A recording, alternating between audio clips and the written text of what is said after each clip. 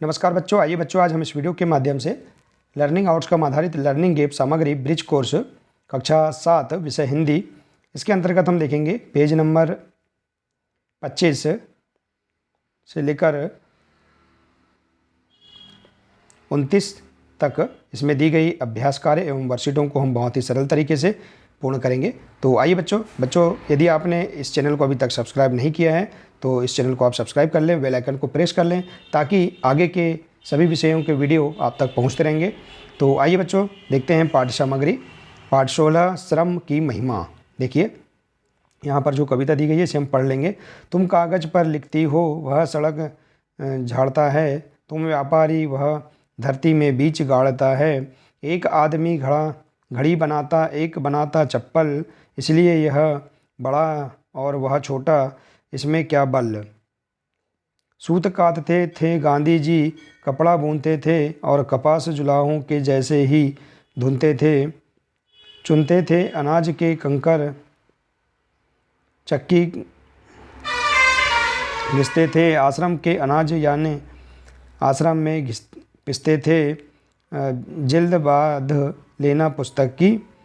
तो इस प्रकार से देखिए आप इस कविता को पढ़ लेंगे। ठीक है बच्चों, आइए इसके अंतर्गत हम अभ्यास जो फर्स्ट है इसके हम प्रश्नों आंसरों को देखते हैं। देखिए प्रश्नोत्तर दिए गए हैं। दी गई कविता के आधार पर कविता में निम्नांकित कार्य किस कला के अंतर्गत आते हैं, इसे हम देखेंगे। देखिए यहाँ दिया है जैसे कपड़ा बुनना कौन सी कला है, वस्त्र कला है। देखिए बच्चों इसी के अंतर्गत है कागज़ पर लिखना कौन सी कला है, हस्तकला है।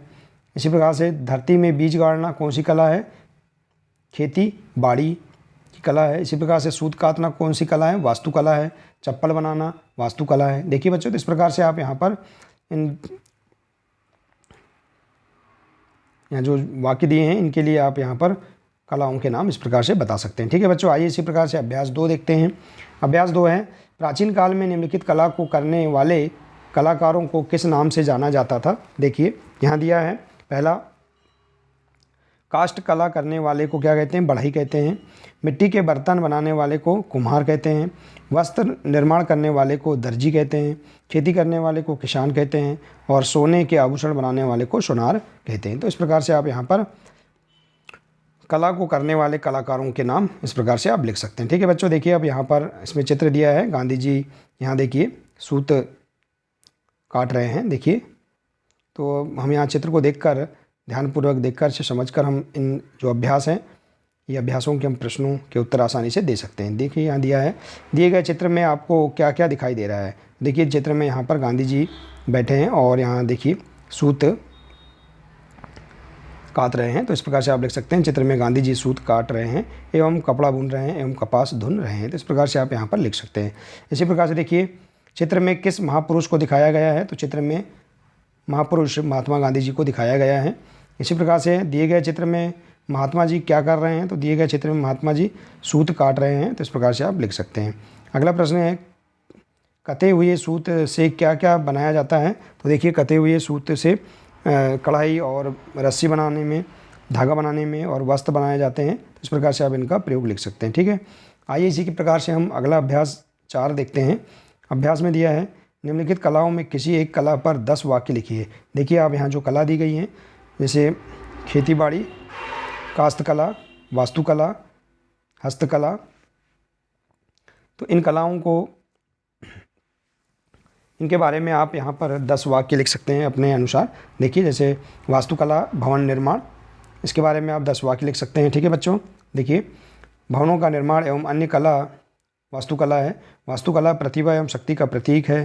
ताजमहल मुगल वास्तुकला का उत्कृष्ट नमूना है। विज्ञान तथा तकनीक का सम्मिश्रण वास्तुकला है। इस प्रकार से आप यहाँ वास्तुकला के बारे में 10 वाक्य लिख सकते हैं। आप यहाँ से कोई भी एक कला के बारे में आप 10 वाक्य अपने स्तर के अनुसार आप पता करके बना सकते हैं। ठीक है बच्चों, यहाँ लिख सकते हैं। ठीक है बच्चों, आइए इसी प्रकार से देखते हैं हम अगला।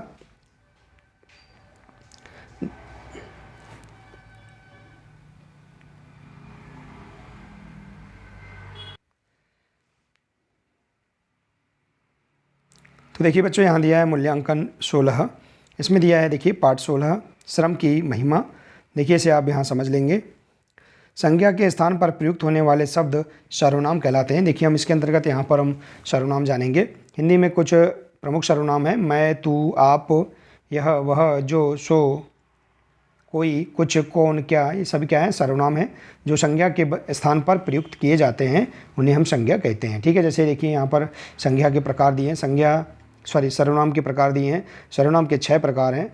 पुरुषवाचक सर्वनाम, निजीवाचक सर्वनाम, निश्चयवाचक सर्वनाम, अनिश्चयवाचक सर्वनाम, प्रश्नवाचक सर्वनाम और संबंधवाचक सर्वनाम। ठीक है बच्चों, तो इस प्रकार से देखिए यहाँ पर आप सर्वनाम के 6 प्रकार जान लेंगे। अब इसके बाद दिया देखिए, जैसे देखिए पुरुषवाचक सर्वनाम क्या है, मैं घर जा रहा हूँ। पुरुषवाचक सर्वनाम किसी व्यक्ति के नाम के बदले आते हैं। ठीक है, और इसी प्रकार से देखिए यहाँ निजवाचक सर्वनाम, राम अपना काम कर रहा है। तो देखिए इन सर्वनामों से निज या स्वयं का बोध होता है। इसी प्रकार से देखिए निश्चयवाचक सर्वनाम, यह बालक रो रहा है, वह लड़की खेल रही है। तो देखिए ये सर्वनाम किसी निश्चित व्यक्ति या वस्तु का बोध कराते हैं। और इसी प्रकार से अनिश्चयवाचक सर्वनाम क्या है, जैसे उसका वाक्य दिया है, आज घर कोई आएगा, टेबल पर कुछ रखा है। तो देखिए अनिश्चयवाचक है, इसमें इस सर्वनाम से किसी निश्चित वस्तु का बोध नहीं होता है। और इसी प्रकार से देखिए प्रश्नवाचक सर्वनाम, कौन भाग रहा है, मोहन क्या खा रहे हो। इस प्रकार से प्रश्नवाचक सर्वनाम के उदाहरण हैं। और यहाँ दिया देखिए प्रश्न करने के लिए, प्रश्नवाचक सर्वनाम किसे कहते हैं, प्रश्न करने के लिए इस सर्वनाम का प्रयोग करते हैं। और देखिए बच्चों इसी प्रकार से संबंधवाचक सर्वनाम, देखिए तुम जो न चाहो सो ठीक है, जिसकी लाठी उसकी भैंस, ये संबंधवाचक सर्वनाम है। वे शब्द 2 वाक्य खंडों को जोड़ने का काम करते हैं, वाक्य में किसी दूसरे सर्वनाम से संबंधित स्थापित करते हैं, तो इसे हम संबंधवाचक सर्वनाम कहते हैं। ठीक है बच्चों, तो इस प्रकार से आप यहाँ पर सर्वनाम और उसके प्रकारों को जान लेंगे और उनकी परिभाषा और उनके उदाहरण आप इस प्रकार से जान सकते हैं। ठीक है बच्चों, आइए हम इसके अंतर्गत अभ्यास कार्य को पूरा करते हैं। अभ्यास कार्य फर्स्ट है, निम्नलिखित शब्दों में सर्वनाम शब्द छाट कर लिखिए। देखिए यहाँ पर सर्वनाम शब्द क्या क्या हैं, इन्हें हम छाट कर लिखेंगे। जैसे देखिए वह, मैं, कौन, यह, जो, सो, ये सभी क्या हैं, सर्वनाम शब्द हैं। इसी प्रकार से देखिए अगला अभ्यास है, निम्नलिखित सर्वनाम कहाँ प्रयुक्त होते हैं लिखिए। प्रश्नवाचक सर्वनाम कहाँ प्रयुक्त होते हैं, प्रश्न करने के लिए इस सर्वनाम का प्रयोग होता है। इसी प्रकार से देखिए अनिश्चयवाचक सर्वनाम, इस सर्वनाम में किसी निश्चित वस्तु का बोध नहीं होता है। और पुरुषवाचक सर्वनाम किसी व्यक्ति के नाम के बदले आते हैं। और संबंधवाचक सर्वनाम क्या है, वे शब्द जो वाक्य खंडों को जोड़ने का काम करें, वाक्य में किसी दूसरे सर्वनाम से संबंध स्थापित करें, इन्हें क्या बोलते हैं, संबंधवाचक सर्वनाम कहते हैं। तो इस प्रकार से आप सर्वनाम कहाँ प्रयुक्त होते हैं इनके बारे में आप लिख सकते हैं। ठीक है बच्चों, आइए इसी के अंतर्गत हम अभ्यास 3 देखते हैं। दिए गए सर्वनाम के आधार पर 2-2 वाक्य लिखिए जो दी गई तालिका में ना आए हों। ठीक है, तो देखिए यहाँ पर निजवाचक सर्वनाम के 2 वाक्य इस प्रकार से आप लिख सकते हैं, मैं ये काम अपने आप कर लूँगा। दूसरा वाक्य, आपको कोई परेशानी तो नहीं है, ये निजवाचक सर्वनाम है।